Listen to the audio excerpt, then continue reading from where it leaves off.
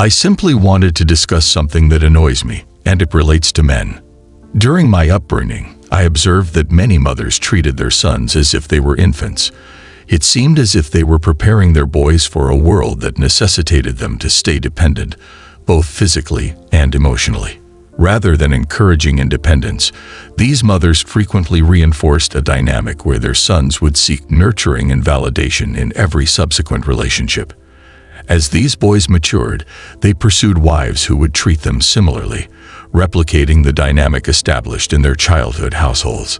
This psychological pattern frequently indicated that they selected women who resembled their mothers, those who provided both nurturing and controlling behaviors. In numerous ways, this pattern illustrates how some women exert control over men. They provide comfort, affection, and stability, effectively controlling their partners through their emotional needs. It establishes a complicated dance of dependency, wherein the man feels validated through the comfort of a woman's attention, while the woman feels empowered by being the one to offer that attention. This observation is particularly relevant to middle-class women, who often navigate their desires for partnership alongside societal expectations of femininity and caregiving. I have been witnessing this trend for an extended period, and the repercussions of such behaviors are now apparent throughout society. From the relationships that frequently collapse under the pressure of unfulfilled emotional needs to the increasing number of men who have difficulty expressing their feelings or asserting their independence. It's astonishing how deeply rooted these patterns have become, and how they sustain a cycle of dependency and emotional neglect that impacts not only individual relationships, but also broader societal norms as well. As I contemplate these dynamics, it becomes evident that the influence reaches far beyond the household. It permeates workplaces and friendships, shaping how men relate to one another and to women. This continuous observation has prompted some urgent inquiries for me. Are we cultivating relationships that promote genuine growth and independence, or are we merely perpetuating patterns that keep us bound to unhealthy dynamics that originated in our youth?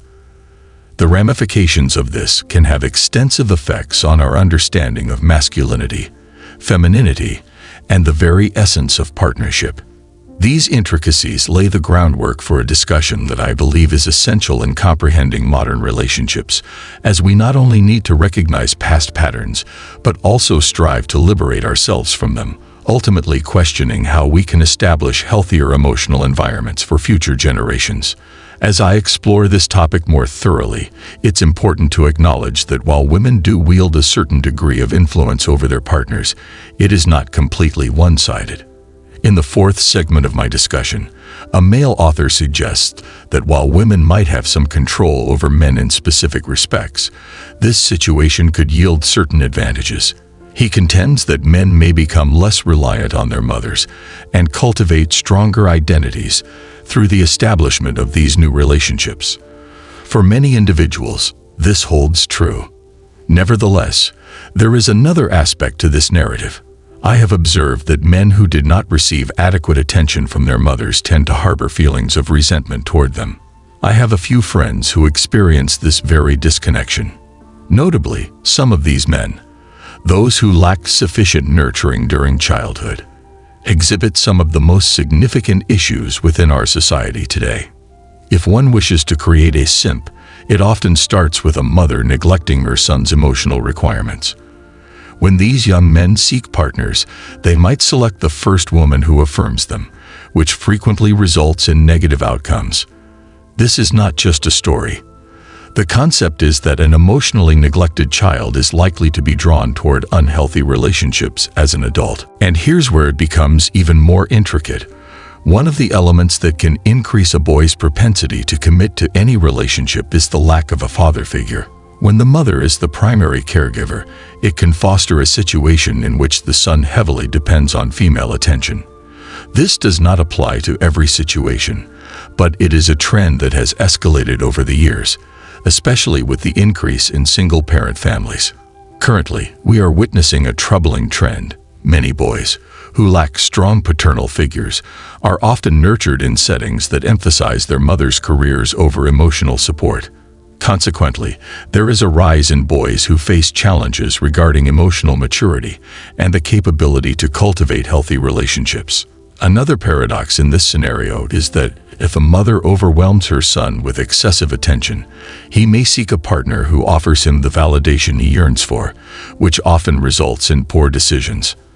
I have encountered numerous strong, independent mothers who emphasize their careers, finding themselves perplexed when their sons become enamored with the first dubious woman who directs attention their way.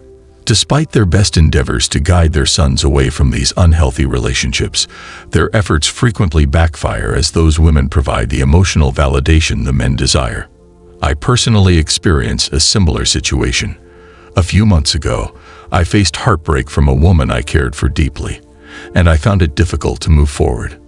My advice: at times, you must stop trying to control things and let love come to you in its own time.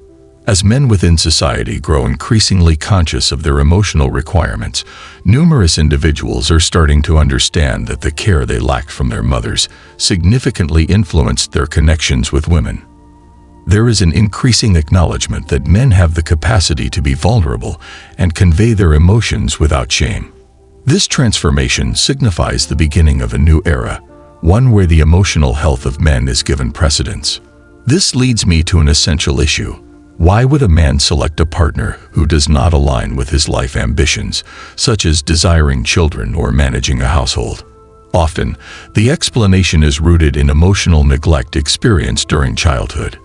If a mother is self-centered or narcissistic, she might unintentionally instill in her son the need to seek validation in detrimental ways, maintaining a continual cycle of emotional neglect and codependence. Importantly, at a recent family gathering, I noticed a mother relating to her daughter as an equal, while concurrently treating her son and husband as if they were children. This relationship dynamic, where women dominate men by treating them as infants, only reinforces the cycle we've been discussing. Social capital, the intangible worth accumulated over generations of relationships, appears to be diminishing as emotional connections deteriorate. Yet, if mothers deliver a healthy balance of attention, their sons may mature into individuals who pursue healthy female relationships, having assimilated how to engage respectfully and maturely from their early experiences. Recognizing women as complete individuals rather than mere sources of validation enables men to discover contentment within themselves without relying exclusively on female attention. I've evolved from being someone recognized as a manganer to developing a more sophisticated comprehension of relationships. In conclusion, I wish to stress that these insights stem from profound frustration. I just intended to discuss something that angers me, connected to men. During my upbringing, I observed that many mothers treated their sons like infants.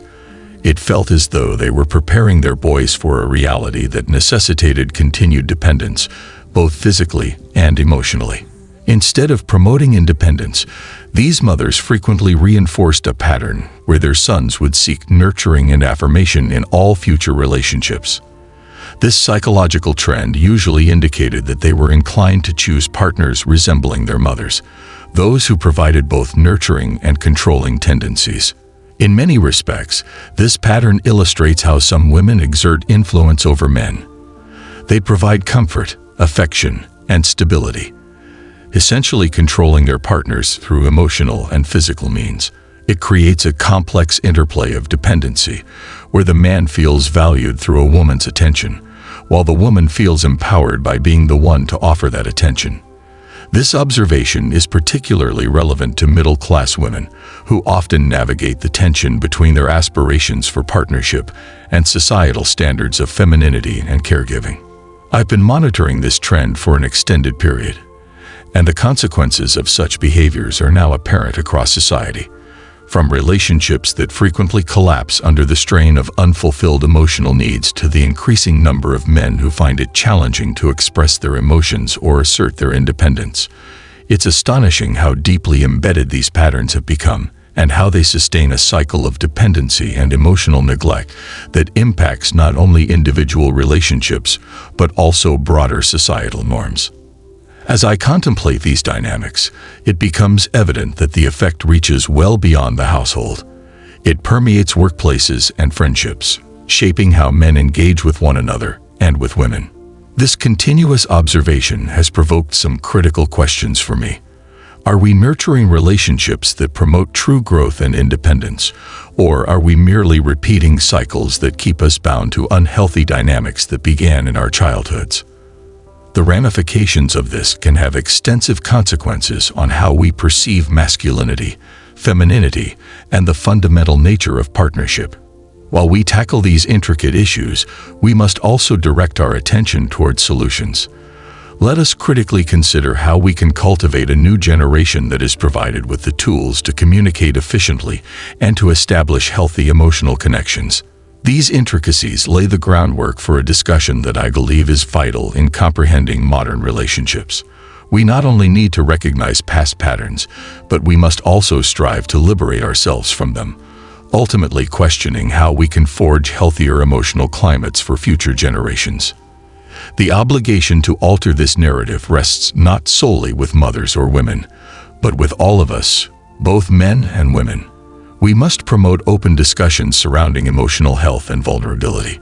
It's time to confront the stereotypes that link masculinity to stoicism and self-sufficiency. Rather, we should welcome a more nuanced understanding of strength, one that permits men to seek assistance, articulate their emotions, and cultivate connections that are rooted in mutual respect and understanding. We can establish environments in which boys grasp the significance of emotional intelligence and healthy relations from an early age, disrupting the cycle and nurturing a new path forward. We must examine the roles we assume in these dynamics and proactively endeavor to empower one another. Only through introspection and collective action can we aspire to transform the dialogue regarding gender, relationships, and emotional well-being. In summary, let's not merely wish for change, but also become advocates for that change. Let's lead by example and nurture a culture of support, compassion, and understanding.